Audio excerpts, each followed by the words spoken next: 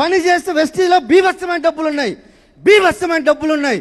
నేను నా సంవత్సర ఆదాయం ఎంత తెలుసా? నీకు చెప్పను, మీకు చెప్తా చూడండి. నేను ఒకవేళ ఐపీఎస్ అయ్యి రిటైర్మెంట్ అయ్యే లోపల 1,80,00,000 కంటే ఎక్కువ సంపాదించలేను.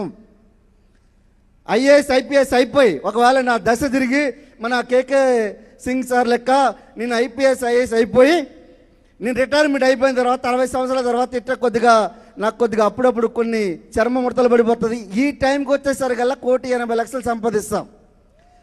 అది కూడా నేను పెట్టి పుట్టుండాలి కాదు, నాకు తెలిసి ఒక మహాయజ్ఞ చేసి ఉండాలి ఐఏఎస్ ఐపీఎస్ కావాలంటే.